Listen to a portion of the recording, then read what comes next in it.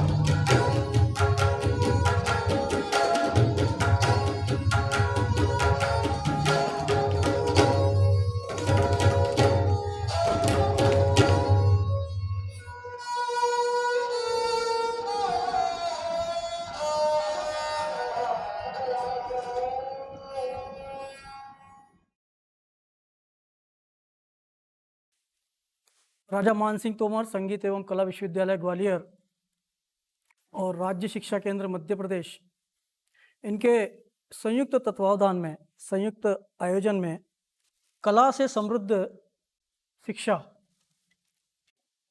यह कार्यक्रम गत माह से श्रृंखलाबद्ध तरीके से जारी है। श्रृंखला के 5वें जो पिछला एपिसोड हुआ था, पिछला अंक हुआ था, उसमें हमने संगीत के वाद्यों की और तबला वाद्य की चर्चा की थी। एक बार पुनः हम आज पिछले अंक से आगे की बात करने के लिए तबला वाद्य से संबंधित आपके सामने उपस्थित हैं। मैं डॉक्टर मनीष करवड़े आप सभी का हार्दिक स्वागत और अभिनंदन करता हूं इस कार्यक्रम में। कार्यक्रम में जुड़े हुए सभी हमारे प्यारे प्यारे विद्यार्थीगण, कक्षा 8 तक के विद्यार्थी इसमें जुड़ते हैं ऐसा बताया गया है। साथ में जितने भी प्रशिक्षु सम्मानित शिक्षकगण इस कार्यक्रम को देखते हैं, इस कार्यक्रम का आनंद लेते हैं, उन सभी को अभिवादन करते हुए आज का ये अंक अब हम प्रारंभ करते हैं। पिछले अंक में संगीत के संबंध में चर्चा थी, संगीत के साथ वादन की चर्चा थी, वादन के साथ तबला वाद्य की चर्चा थी। आज हम तबला वाद्य की वादन विधि के बारे में बात करेंगे। मैं तकनीकी टीम से कहूँगा कि जरा इसको। साथियों, कला से समृद्ध शिक्षा, यह जो विचार है, मैंने अपने पिछले उद्बोधन में, पिछले अंक में भी मैंने कहा था कि कला से समृद्ध शिक्षा प्राथमिक एवं माध्यमिक स्तर के विद्यार्थियों को भारतीय संगीत, भारतीय कलाओं के विविध रूपों से परिचित कराने के लिए, भारतीय संस्कृति से परिचित कराने के लिए और इन कलाओं के प्रति उन्हें प्रेरित करने के लिए, उनके मन में जिज्ञासा बढ़ाने के लिए,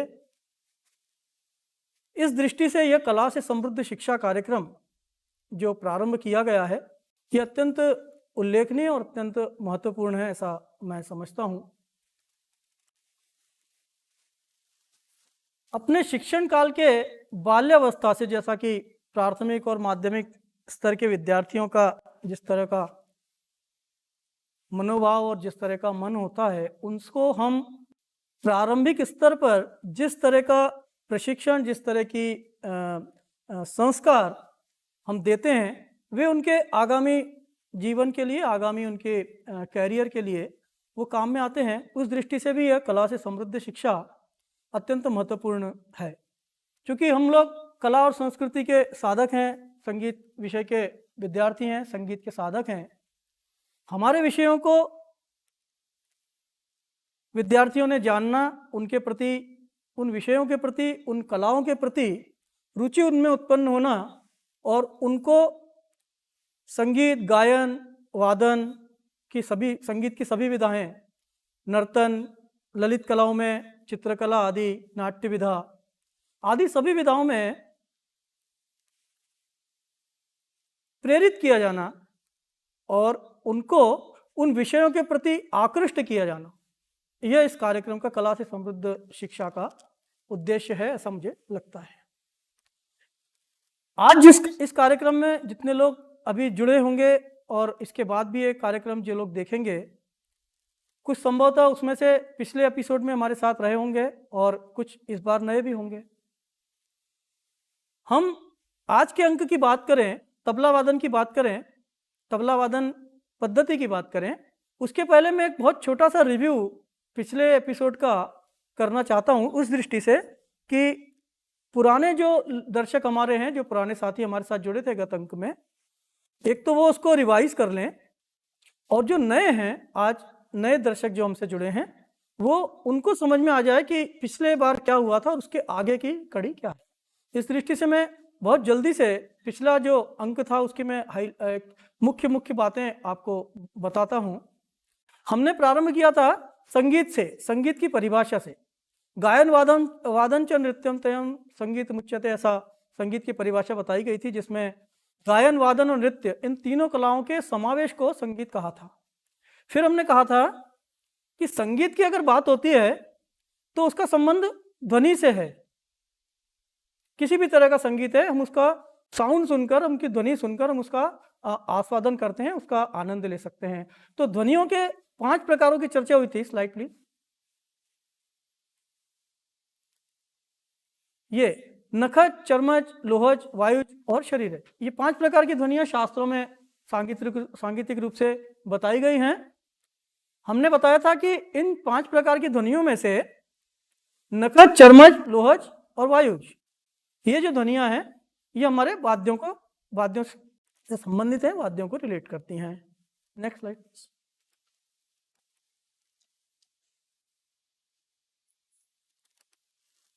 संगीत की बात हुई। संगीत को हम समझ पाते हैं ध्वनि के माध्यम से। ध्वनि के अंतर्गत हमने 5 प्रकार की ध्वनियों की बात की। फिर हमने ये बात की थी कि इन 5 प्रकार की ध्वनियों में से 4 प्रकार की ध्वनियां वाद्यों से संबंधित है। इन चारों में से भी नखज और वायुज जो ध्वनियां हैं, वो हमारी स्वर वाद्यों से और संबंधित हैं, नखज और वायुज। और चर्मज और लोहज जो ध्वनियां हैं, वे हमारी ताल वाद्य से संबंधित है। Next slide.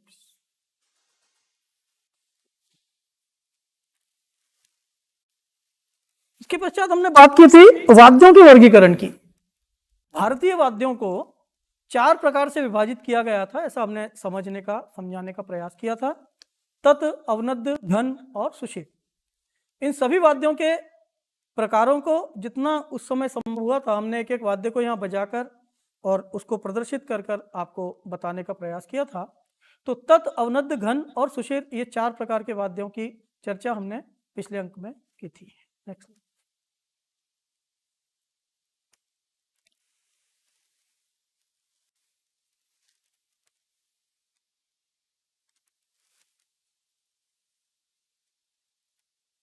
दो प्रकार के वाद्य, परक्यूशन इंस्ट्रूमेंट्स और नॉन परक्यूशन इंस्ट्रूमेंट्स। परक्यूशन ताल वाद्य और नॉन परक्यूशन स्वर वाद्य। ताल वाद्यों में अवनद्य वाद्य और घन वाद्य, स्वर वाद्यों में तत्वाद्य और सुषिर वाद्य। इस प्रकार की ये सब चर्चा हमने गत अंक में, गत एपिसोड में की थी। Next slide please.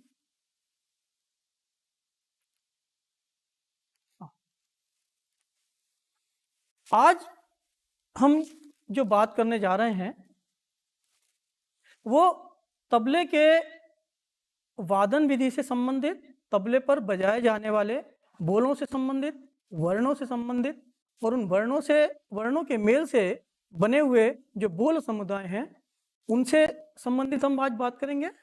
और हम बात करेंगे आज तबले के प्रारंभिक जो मुख्य ताल हैं उनके हम परिचयात्मक जानकारी लेंगे और उनको बजाने का क्या पद्धति है, किस तरह से वो ताल बजाए जाते हैं, किस तरह वो प्रस्तुत किए जाते हैं, इसका हम आपको बताने का प्रयास करेंगे।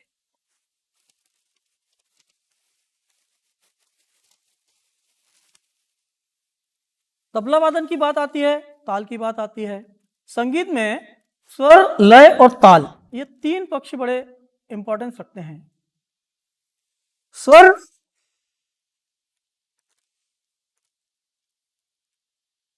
संगीत के राग पक्ष को प्रदर्शित करता है, लय संगीत को गति पक्ष को प्रदर्शित करता है और ताल जो है वो संगीत की आवर्तन क्रिया को समन्वित करता है। आवर्तन क्रिया क्या है ये मैं आपको आगे बताऊंगा। तो ताल जो है वो संगीत को बांधने का काम करता है या उसको एक सांगीतिक रूप से अनुशासित करने का काम करता है। यह ताल का उसमें इंपॉर्टेंस है। उस ताल में हमारा वाद्य जिसे हम अवनद्य वाद्य के रूप में जानते हैं तबला आता है। अब आज हम जो बात कर रहे हैं फिर तबला को बजाने की, उसके ऊपर तबला वाद्य पर जो अक्षर बजाए जाते हैं, जो वर्ण बजाए जाते हैं, उनके निकास पद्धति की बात करेंगे। पिछले अंक में एक चीज और हमने बताई थी कि ये तबला जो इंस्ट्रूमेंट है इसके पार्ट्स के नाम बताए थे कि किस किस पार्ट को, किस किस अंग को क्या कहते हैं। थोड़ा सा तबला यहाँ आप दिखाएंगे तो हमारे दर्शकों के लिए अच्छा होगा। ये शाही था, ये जो है लौ या मैदान इसको बोलते हैं। इसके बाद ये चाटी है, इसको ये गजरा बोलते हैं। ये बद्दी है जिसकी वजह से ये कसा हुआ है। गट्टे लगे हुए हैं, लकड़ी का धड़ है। ये सभी चीजें मिलाकर इस तबला वाद्य को एक स्वरूप प्रदान करती हैं। इस संपूर्ण ऊपर की जो ये गजरा और चाटी और शाही जो मैंने नाम बताया, इन सभी को पुड़ी बोलते हैं या कहीं कहीं पल्ली बोलते हैं, पुड़ी या पल्ली। अब इन अवयवों पर, इन अंगों पर, इन स्थानों पर अलग अलग तरह से प्रहार करने से तबले के वर्णों का निकास होता है। तबला दो अंगी वाद्य है। 2 अंगी वाद्य का मतलब 2 इसके भाग हैं, एक राइट एक लेफ्ट। राइट को दायां बोलते हैं, लेफ्ट को बायां बोलते हैं। ये भी हम पहले बता चुके हैं। आज हम दोनों अंगों पर, दोनों इसके जो पार्ट्स हैं, दायां और बायां, दाएं पर कौन कौन से अक्षर बजाए जाते हैं मुख्यतः, और बाएं पर कौन कौन से बजाए जाते हैं, दोनों के मेल से कौन कौन से बजाए जाते हैं, और उनके मेल के बाद ताल किस तरह इस पर बजाए जाते हैं, इसकी हम चर्चा करने वाले हैं।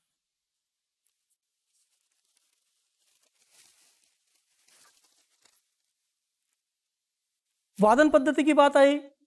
वादन पद्धति में 3 बातों की प्रमुखता हमें दिखाई देती है, ऐसा मुझे लगता है। बैठक पद्धति, तबला वाद्य को रखने की स्थिति और हाथ के रखरखाव की स्थिति, ये 3 बातें हम थोड़ा सा इसको समझने का प्रयास करेंगे। बैठने की स्थिति, बैठने की स्थिति से आशय है कि तबला वाद्य के को लेकर जब हम बजाने के लिए बैठते हैं तो हम किस तरह बैठें कि हम कंफर्टेबली काफ़ी देर तक या जितनी भी देर तक हम बजा पाएं उसमें हम आसानी से बजा सकें। इसमें 2 स्थितियां बनती हैं। एक, जो मैं जिस तरह से अभी बैठा हुआ हूं, इसको सुखासन कहते हैं, कि हम आलती पालती लगाकर जिस तरह हम समझ सकते हैं।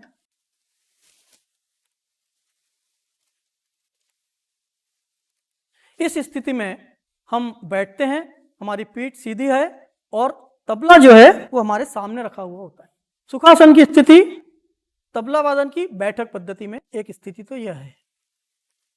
दूसरी स्थिति में वीरासन की स्थिति में भी तबला वादन किया जाता है।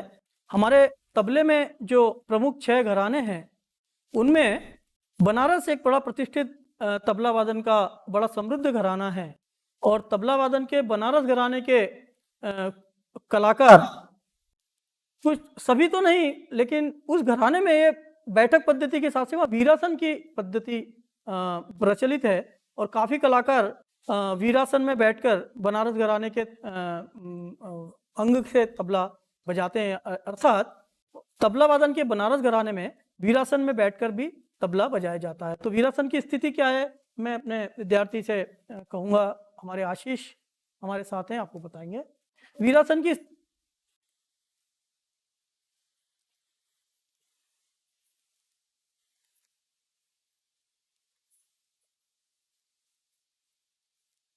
पैरों पर ये, अब आप तबला आगे रखिए।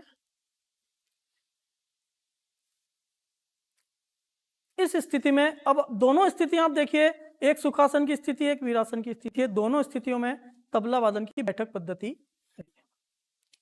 अभी तबले का रखरखाव, तबले का रखरखाव से मतलब है कि तबला किस तरह हमारे सामने हम रखें कि हम उसको आसानी से और सुविधाजनक तरीके से उसके ऊपर हम हाथ चला सकें, उसका वादन कर सकें, उसको बजा सकें। इसको रखने के लिए सुखासन की स्थिति में हम जिस भी आसन में बैठे, हमारे दोनों घुटनों के साथ में ये तबला राइट साइड में, राइट साइड दायां और लेफ्ट बायां जैसा भी है, ये हम रखते हैं। और आप देख रहे हैं कि जो दोनों ये जो इंस्ट्रूमेंट है ये इस स्थिति में वैसे होना चाहिए। अगर ये तबला है सीधा है, लेकिन जो दायां है, जो राइट है, राइट हैंड साइड है, उसको हम थोड़ा सा तिरछा रखते हैं, टेपर में रखते हैं, और इस स्थिति में तबला जो राइट साइड है वो है, और बाएं की स्थिति ये सीधा है। दोनों एक दूसरे से सटे हुए हैं, एक दूसरे से सटे हुए हैं। ऐसा दूर दूर ऐसा करके नहीं बजाया जाता है, इसको पास में रहेगा, सटा हुआ रहेगा, हमारे घुटनों से लगा हुआ है। सीधा हमारा मेरुदंड, हमारा बैकबोन सीधी है, और हम इस स्थिति में तबले के सामने हैं। तबले की राइट साइड की स्थिति थोड़ा झुका हुआ है, आगे की तरफ झुका हुआ है, और ये बाएं की स्थिति ये सीधा है। इसमें बाएं की स्थिति में शाही की स्थिति बड़ा एक मायना रखती है, उसका भी एक विशेष महत्व है। जो हम देखते हैं कि तबला और डग्गा जिसको हम बायां बोलते हैं, इसमें दोनों में शाही लगी हुई है। ये बीच में जो ब्लैक है ये शाही है, हमने पिछली बार भी बताया था। तबले में अगर हम देखें तो ये शाही का प्रमाण जो है वो बिल्कुल सेंटर में है, सब तरफ से गोल है, और राउंड जो है शाही के, ये शाही बीचों बीच लगी हुई है। जबकि बाएं में थोड़ी सी हटके लगी हुई है। बाएं दिखाइए, बाएं में हम देख रहे हैं कि थोड़ी सी हटके लगी, सेंटर में यहाँ नहीं लगी है, थोड़ी सी यहाँ लगी है, यहाँ ज़्यादा भाग है खाली, और यहाँ ज़्यादा, यहाँ कम भाग है खाली। तो बाएं का जो रखने का प्रमाण है, बाएं की जो रखने की स्थिति है, वहाँ भी दो स्थितियां बनती हैं। एक स्थिति तो यह है कि हम जो ज़्यादा खाली वाला भाग है वो हम अपनी ओर रखते हैं और ये कम वाले भाग को सामने की तरफ रखते हैं और बायां सीधा ही रहेगा, और ये तबले का जो झुका हुआ स्वरूप है, इस स्थिति में तबले के रखने की स्थिति है। दूसरी स्थिति बाएं की शाही की, इसको घुमाकर इस तरह भी बजाते हैं। इसमें भी हमारे जो हमने अभी प्रतिष्ठित बनारस घराने की बात की, वहाँ के तबला वादक, वहाँ के वरिष्ठ कलाकार, युवा कलाकार जो बनारस घराने को बिलोंग करते हैं, बनारस घराने का प्रतिनिधित्व करते हैं, वहाँ पर इस तरह का बाया कि शाही अपनी तरफ करके और फिर इसको स्ट्रोक करने की बारी आती है। जब मैं इसके स्ट्रोक बताऊंगा तब आपको बताऊंगा। अभी मैं चूंकि तबले को रखने की स्थिति की बात कर रहा हूँ, इसलिए आपको ये समझाने का प्रयास कर रहा हूँ। अब तबले पर हाथ रख रखाव की स्थिति, दो बातें हमने समझी, बैठक पद्धति और तबला वाद्य को रखने की स्थिति। अब हम इस पर हाथ किस तरह हमें रखना है, हमें किस तरह चलाना है, इसमें मैं एक चीज जरूर बताना चाहूंगा कि चूंकि यह प्रदर्शनात्मक कला है, व्यक्ति टू व्यक्ति, कलाकार से कलाकार, वादन शैली से वादन शैली के ऊपर भी ये बहुत अवलंबित होता है और डिपेंड करता है कि कलाकार उसको किस तरह निभाते हैं इन सभी चीज़ों को। किसी का मेरे बताने के अतिरिक्त भी कोई मत हो सकता है, और उसमें एक जो आइडियल क्या और जो एक सामान्य स्थिति है वो मैं आपसे चर्चा कर रहा हूँ। ये तबला पर हाथ रखने की स्थिति, बैठने की स्थिति, तबले को ऐसा रखने की स्थिति, ये व्यक्ति टू व्यक्ति, कलाकार टू कलाकार भी निर्भर करती है, वादन शैली पर भी निर्भर करती है, तो उसमें परिवर्तन भी हो सकता है विभिन्न अपने अपने समझ के हिसाब से या जैसे जिसका इसमें अभ्यास हो सकता है। तबला पर हाथ रखने की स्थिति अब हम देखेंगे। सबसे पहले दाएं पर, राइट साइड पर जो तबला है उस पर हाथ रखने की स्थिति। ये जो शाही है, ये चाटी है और ये मैदान है, और लौ ये चाटी या किनार और ये शाही। रखने के समय हम तबले पर हाथ को इस स्थिति में रखते हैं, शाही पर पूरा हाथ इस तरह रखते हैं, हल्का सा पीछे करते हुए हमारी ये दोनों उंगलियां। इसके पहले मैं बताऊं एक इनके मैं नाम हमारे विद्यार्थियों को, जो हमारे विद्यार्थी बाल विद्यार्थी जुड़े हुए हैं, संभवतः शिक्षकगण जो जुड़े हैं उनको पता हो सकते हैं। ये जो हमारी फिंगर्स हैं, इनके नाम हैं, साहित्यिक नाम है ऐसा कह सकते हैं। फर्स्ट फिंगर उसको हम तर्जनी कहते हैं, मिडिल फिंगर उसको मध्यमा कहते हैं, रिंग फिंगर उसको हम अनामिका कहते हैं, और ये जो स्मॉल फिंगर है उसको हम कनिष्ठा कहते हैं। तर्जनी, मध्यमा, अनामिका, कनिष्ठा और अंगूठा या अंगुष्ठा। अब हम जब बात करेंगे तो हम आपको इन्हीं शब्दों से बात करके आगे के बोल, आगे के वर्ण जब हम बताएंगे तो हम इन्हीं शब्दों का यूज करेंगे। हम फर्स्ट उंगली, सेकंड उंगली ऐसा, फर्स्ट फिंगर, सेकंड फिंगर ऐसा नहीं करेंगे। तो हमने समझ लिया कि इस 5 उंगलियों में, हमारे हथेली में फर्स्ट फिंगर तर्जनी, मिडिल मध्यमा, रिंग फिंगर जिसको बोलते हैं वो है अनामिका, और स्मॉल फिंगर वो है कनिष्ठा, और ये अंगूठा। तबला पर हाथ रखने के लिए हमारी जो अनामिका और कनिष्ठा, मतलब जो हमारी रिंग फिंगर और हमारी जो स्मॉल फिंगर है, उसको हम यहाँ रखते हैं। बीच की उंगली मतलब मध्यमा को हम हमेशा ऊपर रखते हैं, और फर्स्ट फिंगर से चाटी पर प्रहार करते हैं। किस तरह करते हैं बता रहा हूं। ऐसी स्थिति में जो हमारे अंगूठे की स्थिति है वो गजरे पर होना है, और ये स्ट्रोक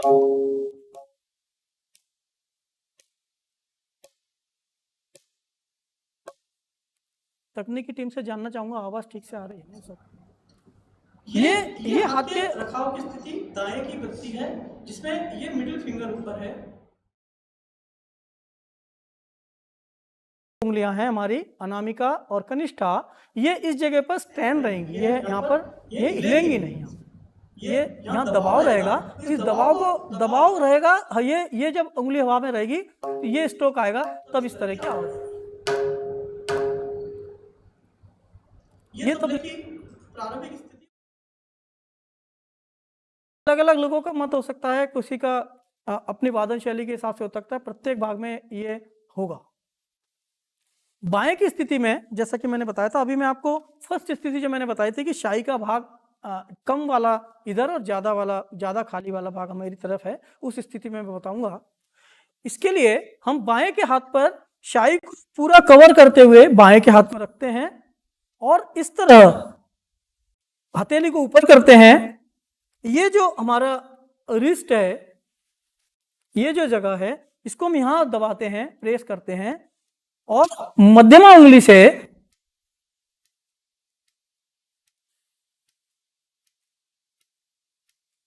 कहां प्रहार हो रहा है?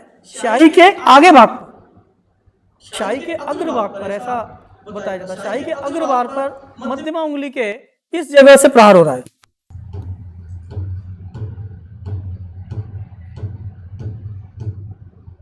तो जो दोनों हाथों की स्थिति बनेगी,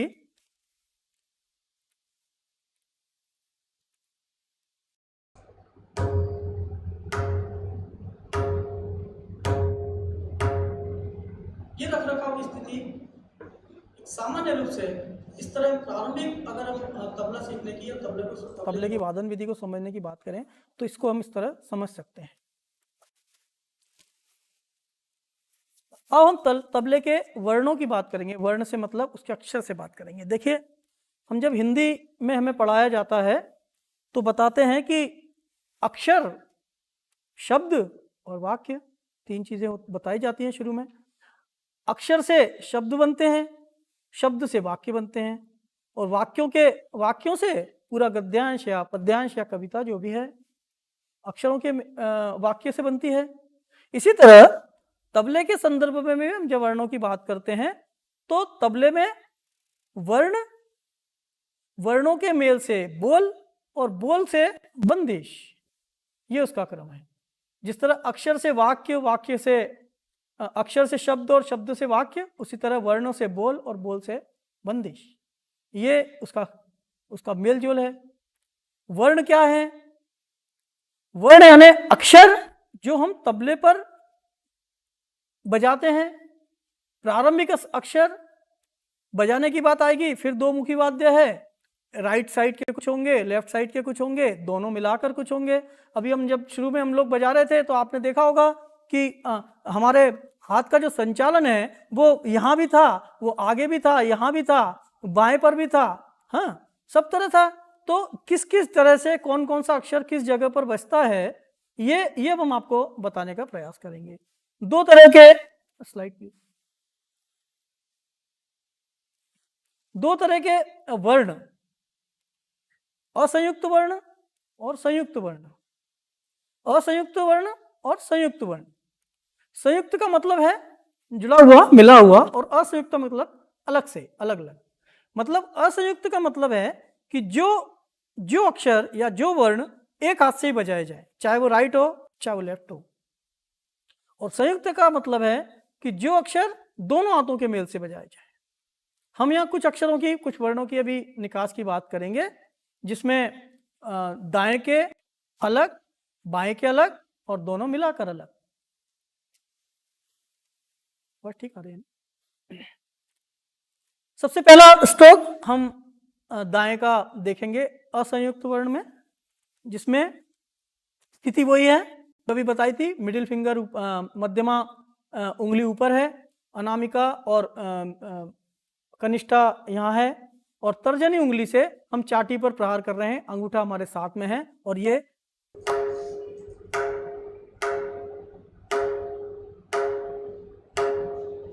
ना या ता भी इसको बोलते हैं ना। कुछ लोग बजाने की दृष्टि ये ता है, ये ना है, इस तरह भी है। लेकिन फर्स्ट जो स्ट्रोक है तबले को सीखने के लिए, बजाने के लिए, वो चाटी का स्ट्रोक है, तर्जनी से बजाया जा रहा है और हम चाटी को प्रहार कर रहे हैं।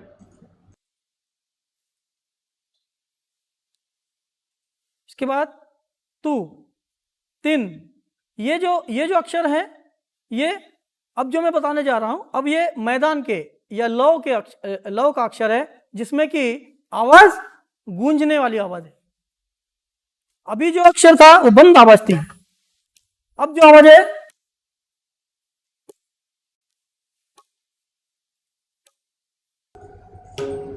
वो क्या रहा है। अभी हम जब तर्जनी उंगली से प्रहार कर रहे थे तो तर्जनी उंगली के अग्रभाग से हम चाटी पर बंद प्रहार कर रहे थे और हमारी उंगली जो है वहां स्पर्श कर रही है, चाटी पर किनार पर स्पर्श कर रही है। लेकिन जब हम तीन बजा रहे हैं, तू बजा रहे हैं, तो हमारी उंगली स्पर्श नहीं कर रही है। अगर ये कर रही है तो ये साउंड नहीं है तू का और तीन का, ये साउंड तीन।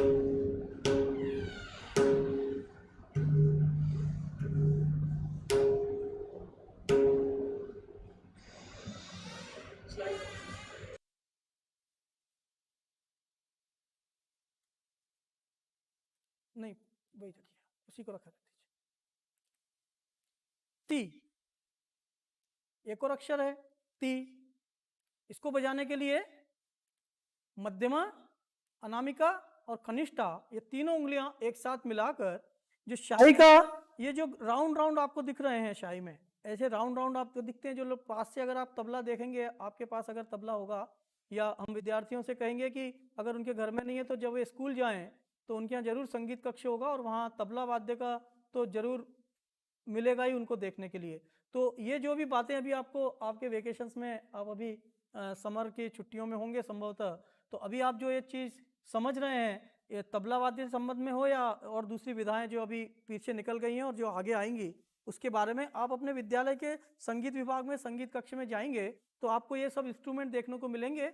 और आपने जो अभी इन दिनों में जो आप समझ रहे हैं या जो नोट कर रहे होंगे संभवतः, वे उस जगह अपने क्लास में जाकर अपने अपने टीचर्स के साथ बैठकर उसको और पास से खुद अनुभव करके देखेंगे, तब आपको और अच्छा से ठीक से समझ में आएगा, ऐसा मुझे विश्वास है और मुझे लगता है। अब हम बात करते हैं ती की। मध्यमा, अनामिका और कनिष्ठा, इन तीनों उंगलियों को स्याही के बीच के भाग पर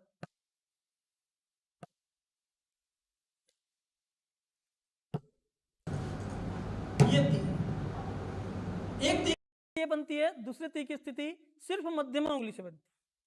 उस स्थिति में हमारा जो हाथ का रखाव है वो अनामिका और कनिष्ठा अपनी जगह पर हैं, और ती ये जो बीच की फिंगर है, मिडिल फिंगर है, जिसको मध्यमा कहते हैं, इसको यहाँ बीच के भाग पे ती ती ती।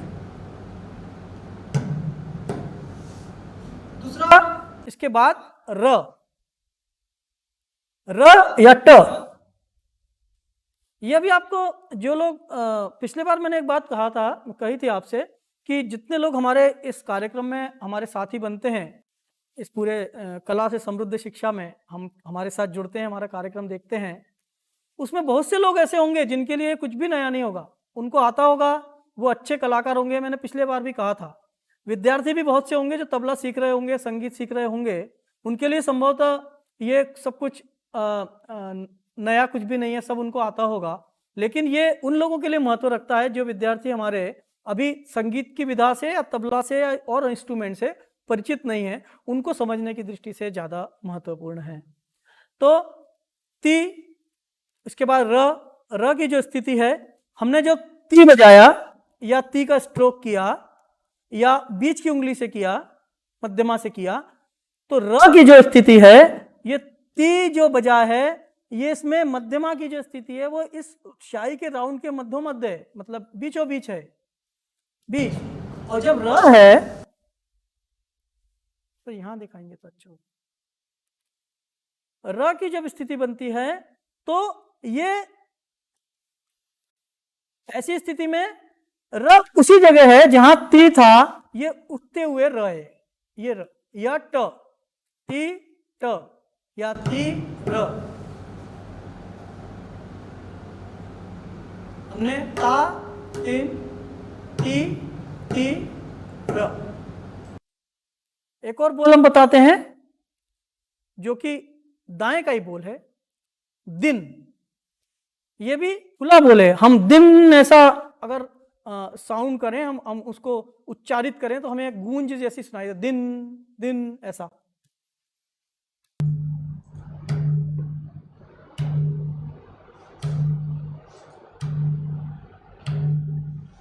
बोल में पूरी हथेली का, चारों उंगलियों का, और यहां से ये जो हमारा गजरा है यहां पर स्ट्रोक हो रहा है और ये टकरा नहीं रही है। इस साउंड में उंगली टकराएगी तो ये वाला साउंड आएगा। ये हमें नहीं चाहिए, हमें दिन का साउंड चाहिए। और वो दिन का साउंड, इसको दिन, या इसको डांस में जब हम बजाते हैं तो इसको धुन बोलते हैं, धुन, दिन या धुन। राइट। तत्, एक और शब्द है, एक और वर्ण है तत्।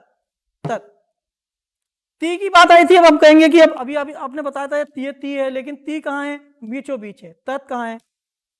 तत्, तत्, ती, तत्। ये प्रमुख अक्षर जो दाएं पर बजाए जा सकते हैं, बजाए जाते हैं।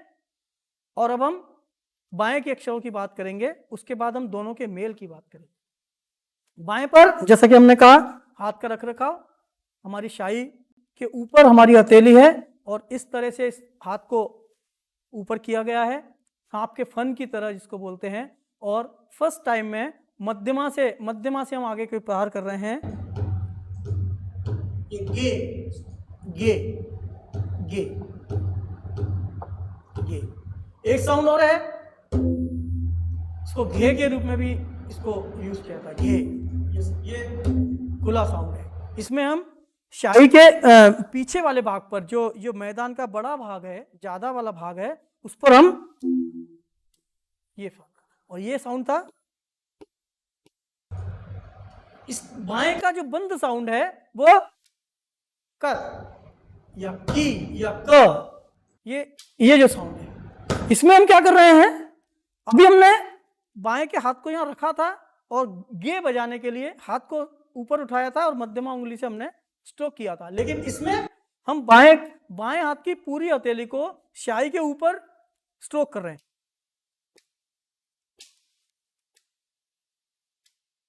ये स्ट्रोक, तो गे, घे, कत, कत है, क के रूप में भी इसको, और की के रूप में। अब जब आगे मैं बोल आपको बताऊंगा तब आपको एक क क्या, की क्या, र क्या, ट क्या, यह भी समझ में आपको आने लग जाएगा। ये बात हुई राइट साइड के अक्षरों की और लेफ्ट साइड के अक्षरों की। अब इन दोनों के मेल से जो अक्षर बनते हैं, जिनसे कि हम वादन पद्धति, तबला वादन कर पाते हैं, उसमें एक शब्द, एक बोल आता है धा। ये सुना होगा, धा दिन दिंदा। ऐसा जनरली जब तबले की बात आती है तो धा दिन दिंदा, धा दिन दिंदा ऐसा लोग बोलने लगते हैं, या धागे नति नक दिन, धागे नति नक दिन, ऐसा भी बोलते हैं। तो ये जो इसकी टर्मिनोलॉजी है, ये जो इसकी शब्दावली है, ये भी प्रचलित है। और लेकिन अब वो एक्चुअली क्या है, सांगीतिक रूप से हो किस तरह है, वो शायद यहाँ से आप समझ पा रहे होंगे। तो जो धा आपने सुना अभी, उसका जो उच्चारण है, उसका जो नाद है, उसका जो साउंड है, वो मैं प्रयास करता हूँ आपको बताने के लिए। मेल किया हुआ अक्षर है, बोल है, इसमें दोनों हाथों का प्रयोग है, धा। पहले मैं बजा देता हूँ, उसके बाद आपको बताता हूँ कि दोनों अक्षर कौन कौन से मिल रहे हैं। अगर आप उसको बहुत आपने ध्यान से देखा होगा हमारे विद्यार्थियों ने, तो संभवतः कुछ ऐसे विद्यार्थी होंगे जो बहुत ध्यान से देख रहे होंगे, वो समझ जाएंगे कि कौन कौन से दो अक्षर इन्होंने मिलाए तो धा बन गया। तो अब मैं धा का साउंड कर रहा हूं।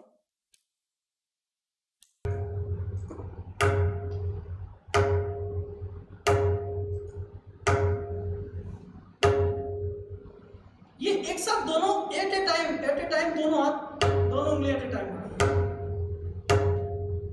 इसमें क्या हो रहा है, हमने बोला था ये ना, और ये बताया था गे। तो इसका मतलब हुआ कि धा का अगर उच्चार हो रहा है तो ना और गे को अगर हम एक साथ स्ट्रोक कर दें, धा धा धा।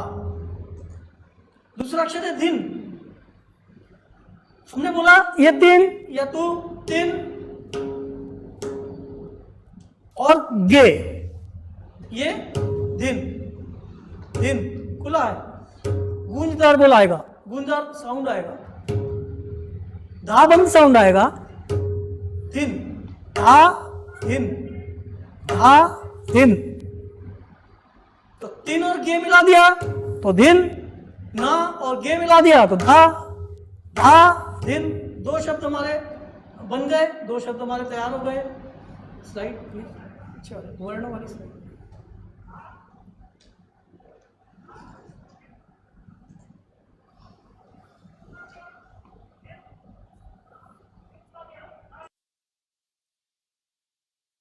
धेत, जो मेरे सामने वर्ण लिखा है उस हिसाब से मैं आपको अभी आपकी स्क्रीन पर भी दिख रहा होगा वो धेत।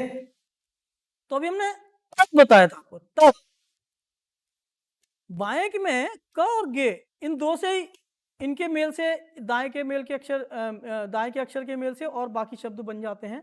तो तेत और गे, देत, देत, देत, देत। एक और अक्षर आता है तीट, तीर कीट, तीर कीट। ये भी दोनों हाथों के सामंजस्य, दोनों हाथों के समन्वय से बनाया है। तीर कीट, तीर कीट। इसमें क्या हो रहा है, हमने जो ती बजाया था उसके बाद र बजाया, इसके कंटिन्यूशन में का जो बाएं का साउंड था वो किया, और ये जो र बजाने के बाद हमारे हाथ की पोजीशन जो ये उंगलियां यहां हैं, ये जब वापस आ रहा है तो ट हो रहा है। तीर कीट, तीर कीट। मतलब जब हमने अगर दाएं पे जो अक्षर बताए थे उसमें हमने ये बताया, ती बताया, उसमें ट भी हो, तीर कीट। तो आ दिन के तीर कीट। इस तरह से दाएं और बाएं के अक्षरों के समन्वय से आगे के भी बोल, और भी बोल है, किडनग है, हाँ, दिन तक है, धीरे धीरे है, ये दोनों हाथों के समन्वय से ये बोल बजाए जाते हैं। आगे की इसमें आपको मैं अभी बताता हूँ। फिलहाल हमने प्रारंभिक वर्णों की बात की है जो मुख्य रूप से जो होते हैं और संयुक्त और असंयुक्त दोनों में, जिसमें हमने बताया कि जो दोनों हाथों के प्रयोग से बजाए जाते हैं उनको संयुक्त बोल, और जो सिर्फ एक हाथ से, या वो राइट हो चाहे वो लेफ्ट हो, उसमें दूसरे हाथ का यूज नहीं होता, वो असंयुक्त वर्ण है। Next slide please. नेक्स्ट,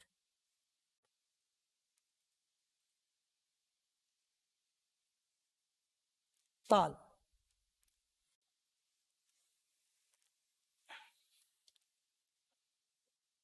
जिस प्रकार राग संगीत में, गायन में राग, उस प्रकार वादन में, तबला वादन में ताल। बहुत प्रारंभिक स्तर पर तो हम इसको इस तरह समझ सकते हैं। ताल क्या है, हम आपको कुछ नाम बताते हैं, इसमें से संभवतः आपने शायद कुछ सुना। त्रिताल, दादरा, कहरवा, झपताल, एक ताल, रूपक, ये प्रारंभिक प्रमुख ताल हैं जो तबले पर बजाए जाते हैं।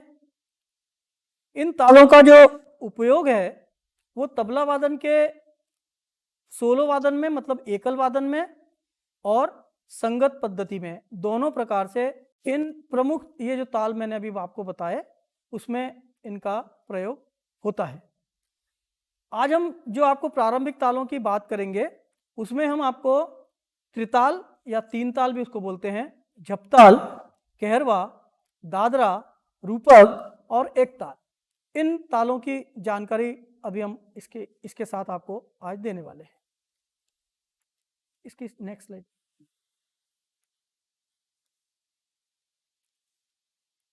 हाँ, एक स्लाइड पीछे ताल के बारे में बताना।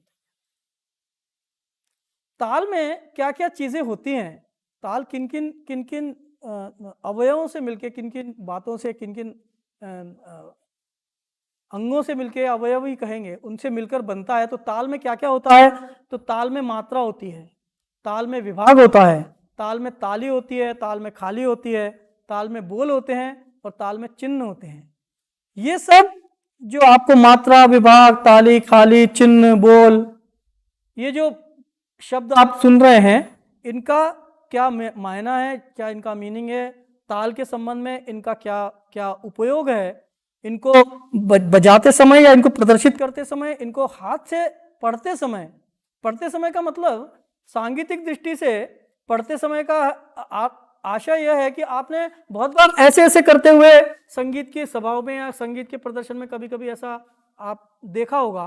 तो इसको पढ़ंत करना बोलते हैं, पढ़ना बोलते हैं, सांगीतिक दृष्टि से पढ़ंत करना है, पढ़ना बोलते हैं। ताल को पढ़ना, तो कहाँ पर ऐसा करना है, कहाँ पर ऐसा करना है, कहाँ पर ऐसा नहीं करना है, कहाँ पर ऐसा नहीं करना है, तो इन सब चीजों की जानकारी अभी हम आपको इस अंक में संभवतः अगर समय है तो, नहीं तो फिर अगली बार में अवश्य रूप से देंगे। अभी हम बात कर रहे हैं कि अगर कोई एक ताल है, सपोज त्रिताल है या जप ताल है या दादरा ख्याल, तो क्या क्या चीजें उसमें होनी चाहिए। तो उसमें मात्रा होनी चाहिए, उसमें विभाग होने चाहिए, उसमें ताली होनी चाहिए, उसमें खाली होनी चाहिए, उसमें बोल होने चाहिए, उसमें चिन्ह होने चाहिए। इन सबसे मिलकर एक ताल का स्वरूप हमें दिखता है। और इन मात्राओं के आधार पर, इन विभाग के आधार पर, इन चिन्हों के आधार पर, इन ताली खाली के आधार पर, इन बोलों के आधार पर हम ताल को पढ़ते हैं, हम पढ़कर बता पाते हैं।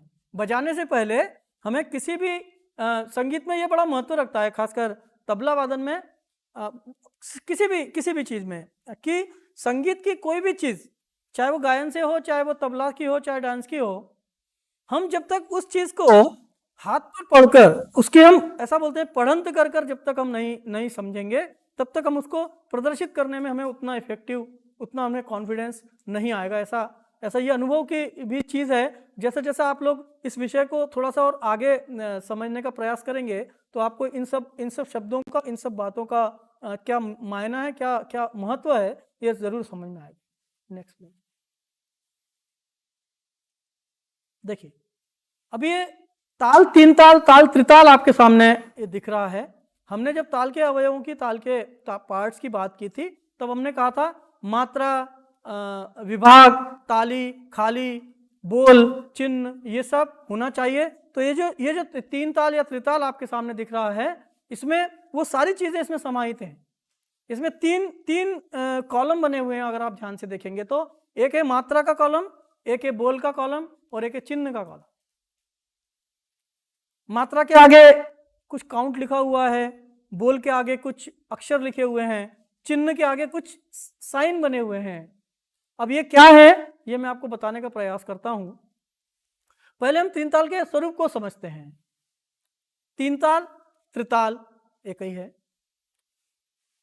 प्रत्येक ताल अपनी एक लेंथ लिए हुए है। इसको सबसे पहले बहुत प्राइमरी स्टेज से इस तरह समझें, सामान्य शब्दों में। प्रत्येक ताल की अपनी एक लेंथ है, एक दूरी है, और वो जो दूरी है वो किससे प्रदर्शित हो रही है, वो किससे समझ में आ रही है, वो उसकी मात्राओं से समझ में। मात्रा क्या है, ये काउंट है। अगर हम त्रिताल की बात करें तो आपके सामने जो त्रिताल का ये स्लाइड दिख रहा है, इस पर जो त्रिताल लिखा हुआ है, इसमें हम देखें 1 2 3 4 5 6 7 8 9 10 11 12 13 14 15 एंड 16। 16 के बाद 17 नहीं है। हाँ, इसका मतलब इस ताल की जो लेंथ है, इस ताल की जो मात्राएं हैं, वो 16 है। तो त्रिताल जो हो गया वो 16 मात्रा का ताल हो गया। इसके बाद विभाग, पहले हम इसका परिचय में पढ़ लें। आपके सामने दिख ही रहा होगा वैसे वो। मात्रा 16, भाग 4, ताली 3, खाली 1। इसका मात्रा का मैंने आपको बता दिया कि 16 काउंट है। इस ताल की टोटल लंबाई है कि 16 तक जाएगा और वापस से 16 मात्रा पूरी करने के बाद वो ताल पूरा हो जाएगा। तो मात्रा 16, भाग 4। अब ये भाग क्या है? इन 16 मात्राओं को अगर आप ध्यान से देखें, क्योंकि ये पीपीटी के उससे बना हुआ है, तो इसमें जो टेबल बना है वहाँ पर लाइनिंग अलग तरह से शायद दिख रही होंगी, लेकिन आप इस टेबल में जो ब्लैक लाइन आपको दिख रही है उस पर ध्यान देंगे। विभाग के संदर्भ में मैं बताना चाहता था, विभाग के बारे में आपको बता रहा हूं। आप देख रहे हैं 16 मात्रा है, और 16 मात्रा को 1 2 3 4 के बाद आपको एक ब्लैक लकीर दिख रही है, फिर 5 6 7 8 के बाद एक लकीर दिख रही है, 9 10 11 12 के बाद दिख रही है। और इस तरह ये 3 विभागों से 3 लाइनें इसके बीच बीच में हैं, और 3 के ये 4 विभाग इसके बन गए। विभाग यानी ताल के खंड, पार्ट्स, 4 पार्ट्स में ये ताल है। मात्रा टोटल 16 है, जो कि 4 भागों में विभाजित है। चार चार चार चार के 4, 4 × 4 = 16। तो मात्रा हो गई 16, भाग हो गए 4, ताली 3 और खाली 1। ये क्या है? ये ताली और खाली ताल के स्वरूप को प्रदर्शित करने का ये माध्यम है। ताल को प्रदर्शित करने की क्रिया इसको कहते हैं। ताली और खाली, ताली की क्रिया और खाली की क्रिया। तो यहां हम देख रहे हैं कि ताली 3 और खाली 1। ये मैं आपको चिन्ह आएंगे जब बताता हूं। पहले, दूसरे और चौथे भाग में ताली और तीसरे भाग में खाली, ऐसा इसके वर्णन में लिखा हुआ है। पहली, पांचवी और 13वीं मात्रा पर ताली, 9वीं मात्रा पर खाली। ये इसके इस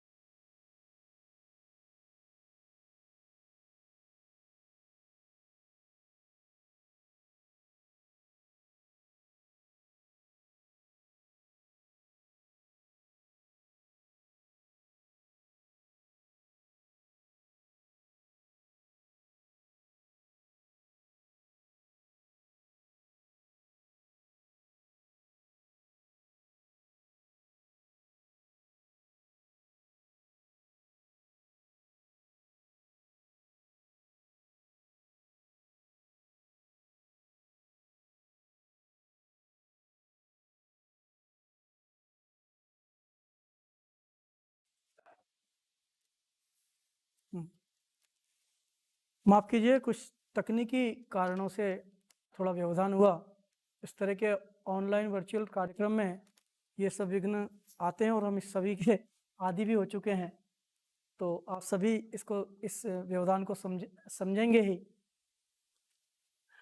हम बात कर रहे थे ताल त्रिताल की, और उसके अंतर्गत उसके जो उसमें प्रमुख प्रमुख बातें होती हैं, मात्रा, विभाग, ताली, खाली, बोल और चिन्ह की। मात्रा मैंने बता दी थी आपको, विभाग भी के बारे में भी हो गया था। चिन्ह जो हैं ये इस पर्टिकुलर ताल को, किसी भी ताल को पढ़ने के लिए, सांगीतिक दृष्टि से पढ़ने के लिए, ताली खाली के को प्रदर्शित करने के लिए इन चिन्हों का उपयोग है। ये ताल लिपि पद्धति इसे बोलते हैं। और वो ताल लिपि पद्धति क्या है, कैसे उसका वो कैसे संगीत में आई है, कहाँ से आई है, किसने वो बनाई है, इन सब की चर्चा भी हम आगे ज़रूर करेंगे। फिलहाल हम त्रिताल को समझने का प्रयास कर रहे हैं, और त्रिताल के बाद जो 5 ताल और हैं, मुख्य प्रमुख ताल, उनको हम आपके सामने यहाँ प्रस्तुत करेंगे। अभी चिन्ह में आप इस चिन्ह को देख रहे हैं फर्स्ट मात्रा पर, पहले अंक पे जो मात्रा, बोल, चिन्ह, तीन पार्ट इसमें दिख रहे हैं। तो मात्रा के आगे 1 2 3 4 गिनती लिखी हुई है। विभाग में 4 के 4 खंड हम देख रहे हैं। और जो चिन्ह की जगह है उसमें 1 के नीचे पहले वन गिनती लिखी है, उसके पीछे एक बोल लिखा हुआ है, एक अक्षर लिखा हुआ है और उसके नीचे एक क्रॉस लगा हुआ है, एक चिन्ह लगा हुआ है, एक क्रॉस है, वो गुणा का निशान है, क्रॉस का निशान है। उसके बाद चौथे दूसरे भाग में मतलब 5 का जो अंक है, जहाँ 5 का अंक है उसके नीचे 2 लिखा है और 9 के नीचे 0 लिखा है और जो 13 है उसके नीचे 3 लिखा हुआ है। तालिबी पद्धति हम जब बताएंगे उस समय इसकी पूरी चर्चा होगी। फिलहाल हम क्रॉस का जो मायना है, 2 और 3 का क्या मायना है, 0 का मायना है, इस त्रिताल के संदर्भ में और आज जो ताल बताए जा रहे हैं उसके संदर्भ बताते हैं। इनको पढ़ते समय जहाँ क्रॉस है वहाँ पर हम क्लैप करते हैं, जहाँ 2 और 3 लिखा है वहाँ भी क्लैप करते हैं और जहाँ 0 लिखा है वहाँ क्लैप की आवश्यकता नहीं है, वो क्लैप नहीं होता है। अब इन चारों भागों को किस तरह पढ़ा जाएगा और इस चिन्ह को किस तरह समझा जाएगा, ये हम ताल लिपि पद्धति के समय बात करेंगे। आज हम चूंकि बोल किस तरह हमने समझने का प्रयास किया, कौन सा अक्षर किस जगह उच्चारित होता है, किस जगह क्या साउंड के साथ वो आता है, उसके आधार पर जो प्रमुख ताल बने हम उन तालों को आज आपको उन तालों के निकास की बात करेंगे और उन तालों को हम बजाकर आज का अंक हम यहाँ समाप्त करेंगे। सबसे पहले त्रिताल। हमने जब अभी वर्णों की बात की थी तो कहा था एक अक्षर ये है, एक अक्षर ये और इन दोनों को मिलाकर धा बना। एक अक्षर ये है गुला और फिर एक अक्षर ये है और दोनों को मिलाकर धिन बना। तो ये धा धिन ना तिन, इनके मेल से इन्हीं से ये पूरा 3 ताल या त्रिताल अब हम बजा सकते हैं। और जब हम 3 ताल बजा सकते हैं तो आगे आने वाले जो और 3 ताल हैं जिनको झपताल, रूपक और दादरा, अगर हमें 3 ताल बजाने का पैटर्न आ गया, 3 ताल अगर हमें समझ में आ गया तो हम उन तालों को भी अपने आप ही बजाने लग जाएंगे। आवश्यकता है कि हम जो उसके प्रारंभिक वर्ण हैं उनके निकास को समझ लें और वो किस तरह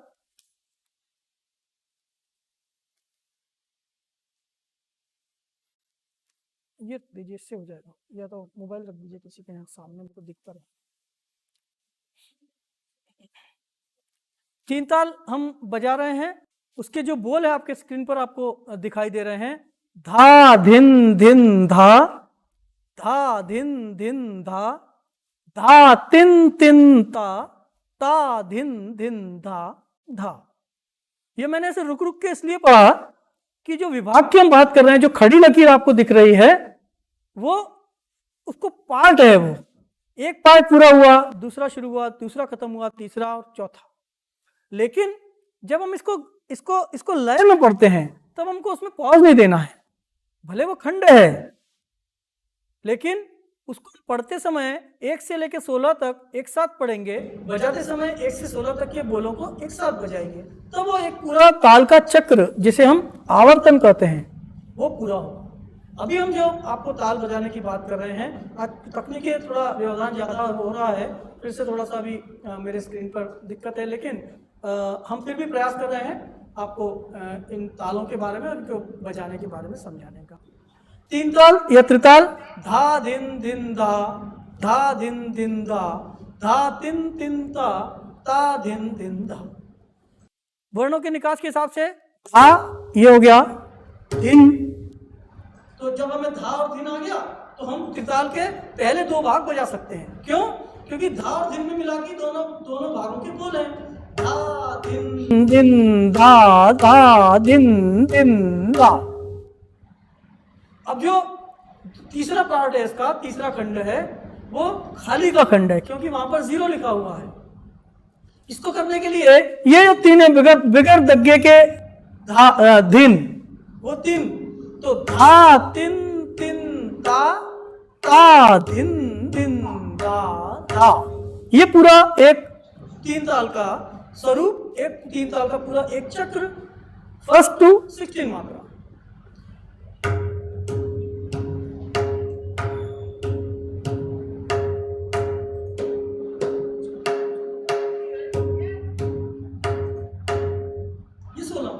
अभी हम अपने साथियों के साथ अब हम आपको 3 ताल बजाकर बता रहे हैं और तीन ताल का जो प्रारंभिक लय रहेगी उससे एक स्टेप बढ़ी हुई लय और हम वापस अपनी पुरानी बेस लय पर आएंगे।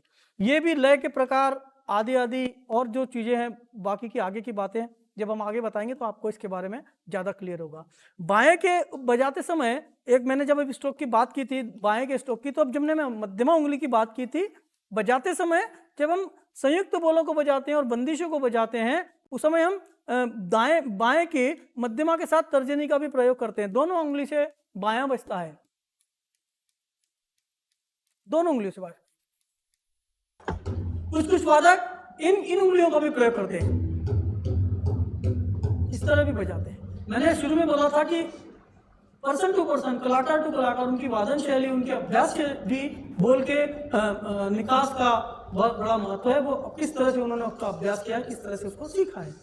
तीन ताल की हम बात कर रहे हैं। तीन ताल 16 मात्रा, भाग 4, ताली 3, खाली 1 काफी बार रिपीट हो गया। अब हम उसको धा दिन दिंदा, धा दिन दिंदा, धा तीन तिंदा, ता दिन दिंदा, ये पूरा आवर्तन एक फर्स्ट लय में और फर्स्ट के बाद उसकी बढ़ी हुई लय में आपको बजा कर बता रहे हैं। उसके बाद हम दूसरे ताल की बात करते हैं।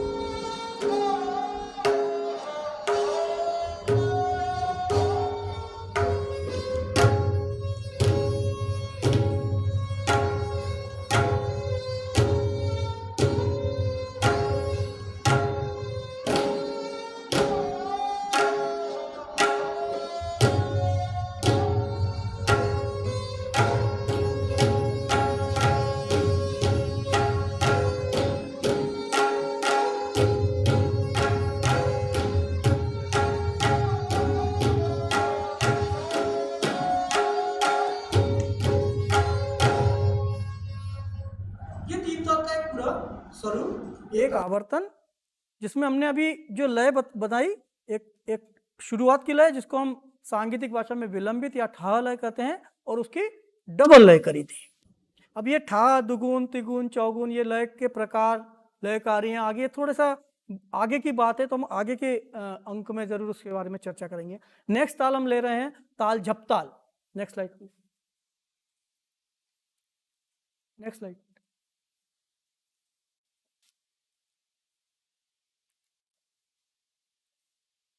स्लाइड चाहिए नेक्स्ट। ताल झपताल जैसे तीन ताल में 16 मात्राएं हैं, झपताल में 10 मात्राएं हैं। इसका जो पूरा वर्णन आपके स्क्रीन पर दिख रहा है, मात्रा 10, भाग 4, ताली 3, खाली 1। अब हमने जब तीन ताल का जो स्वरूप देखा था उसमें देखा कि 16 मात्रा को 4 4 4 के इक्वल मात्राओं में उन्होंने डिवाइड किया था, डिवाइडेड है। अभी झपताल का जो डिवाइडेशन है वो चूंकि 10 मात्रा का ताल है और इसका जो डिवाइडेशन है वो 2 3 2 3 ऐसा आप देख रहे हैं। 1 2 के बाद एक खड़ी लकीर आपको दिख रही है, फिर 3 4 5 के बाद फिर लकीर दिख रही है और फिर 8 के पहले एक लकीर दिख रही है। इसका मतलब हुआ कि पहला भाग में 2 मात्रा हम उसको इस तरह पढ़ेंगे कि झपताल का अगर वर्णन पढ़ने की बारी आएगी तो हम उसको इस तरह पढ़ेंगे, मात्रा 10, भाग 4, ताली 3, खाली 1। पहले और तीसरे भाग में 2 2 मात्राएं, दूसरे और चौथे भाग में 3 3 मात्राएं। इसको इस तरह पढ़ेंगे। बोलों की जहां तक बात है, जो हमने तीन ताल बजाया था उसी के बोलों में से ये झपताल है। धिन ना, आपके स्क्रीन पर धी ना धी धी ना ती ना धी धी ना ऐसा लिखा है। धी ना धी धी ना ती ना धी धी ना ऐसा लिखा है। कुछ लोग धिन ना धिन धिन ना तिन ना धिन धिन ना ऐसा भी बोलते हैं। अभी हम बजाने का इसको आपको बजा के दिखाने का प्रयास करते हैं। हमारा कंटिन्यू है ना, जब तक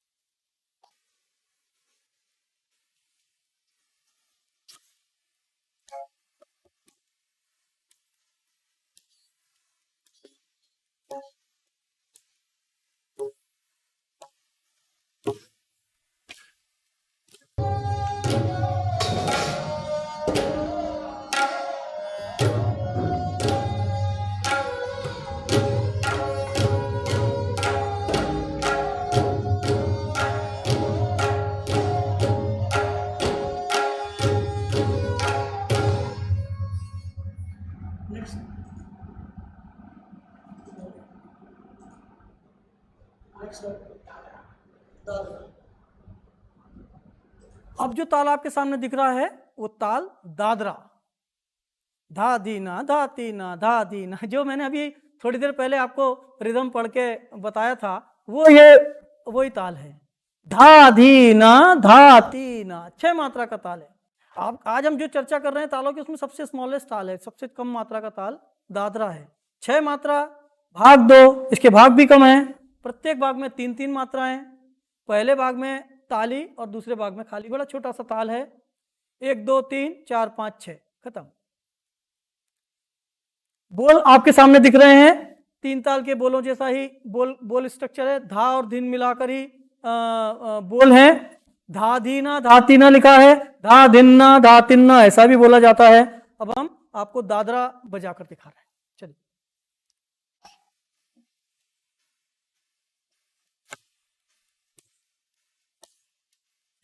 इसलिए मिली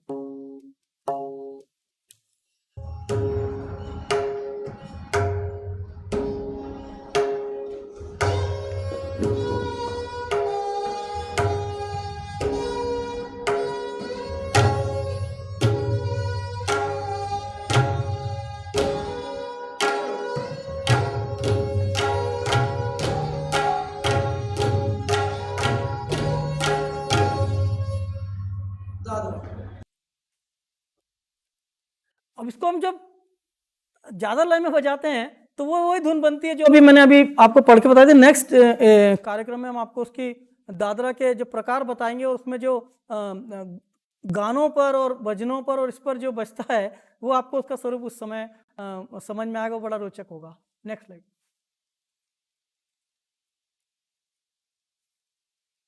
रूपक खत्म कर, तो मुझे बोलना है, कंटिन्यू करना है। रूपक ताल 7 मात्रा का यह ताल है। इसमें पहले भाग में 3 मात्राएं हैं, 2 भाग और बाकी के 2 भाग में 2-2 मात्राएं। बोल हैं ती तीना धीना धीना, तिन तिन्ना धिन्ना धिन्ना, ऐसा भी इसको बोलते हैं। मैं आपको एक बार फिर बताना चाहता हूं, हमारे दर्शकों को, बहुत देर से आप हमारे साथ जुड़े हुए हैं, आज कुछ तकनीकी समस्याएं हमारे यहाँ आ रही हैं, तो हम इस कार्यक्रम को अब हम इसको आज ख़त्म करना चाहते हैं। जल्दी जल्दी हम अपने आज के पूरे ताल आपको बजाकर दिखाते हैं। नेक्स्ट चर्चा में हम इसको आपको डिटेल फिर से एक बार रिव्यू कर लेंगे। रूपक हम बजा रहे हैं। तिन तिन ना धिन ना धिन ना,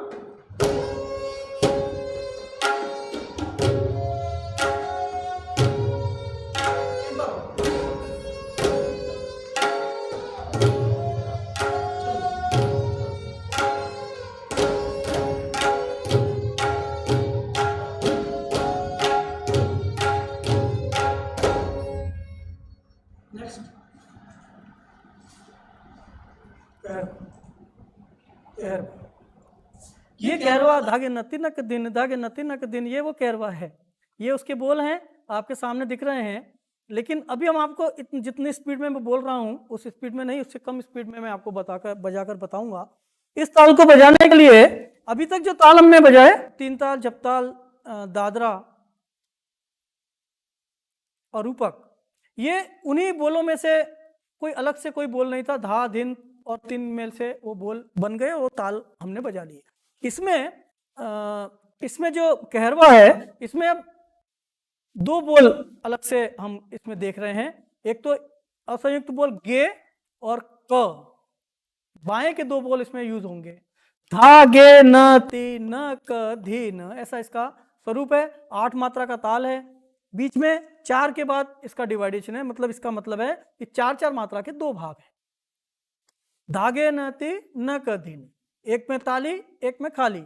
फिर से बताता हूँ, ताली खाली का जो कॉन्सेप्ट है और इसको पढ़ने का तरीका, इसका अर्थ क्या है, वो मैं आपको अगले कार्यक्रम में विस्तार से बताएंगे। धागे न ती न क धीन, कहरवा का छोटा सा स्वरूप आपको बता रहे हैं।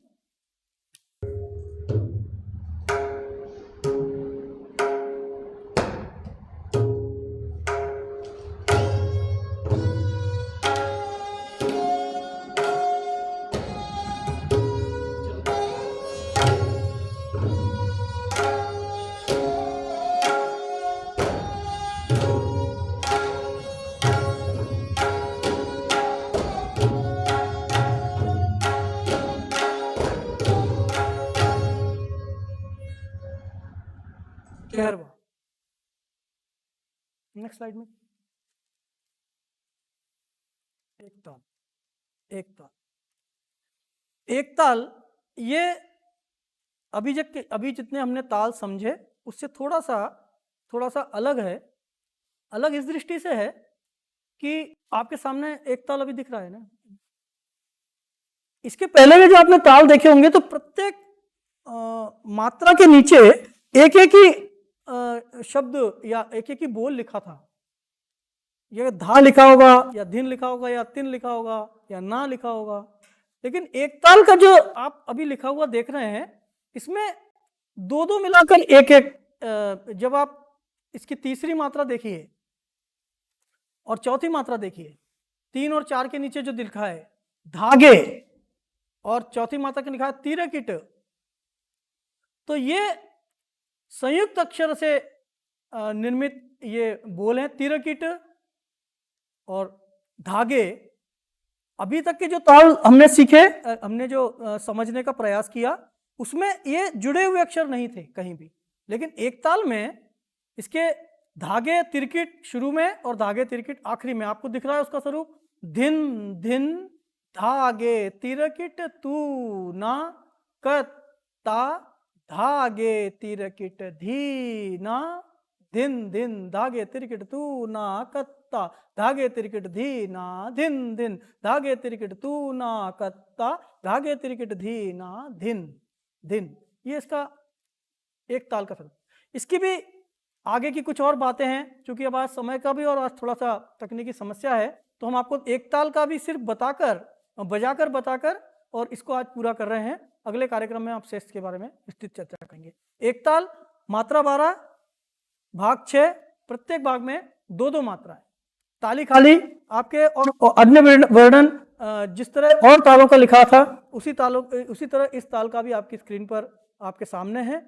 और इसको सांगीतिक रूप से और पढ़ंत की दृष्टि से किस तरह पढ़ना है, तो अगले कार्यक्रम में जब हम पढ़ंत की बात करेंगे और ताल लिपि पद्धति की बात पहले हम करेंगे, उसके बाद हम इसको समझेंगे तो ज़्यादा आसान हो जाएगा। अभी हम आपको एक ताल का वादन स्वरूप और उसका एक आवर्तन, एक गुण, एक लय में, विलंबित लय में, ठा जिसको हम बोलते हैं, और उसकी बड़ी हुई लय में, डबल लय में हम बजा रहे हैं। उसके बाद हम इस कार्यक्रम को आज समाप्त करेंगे। एक ताल।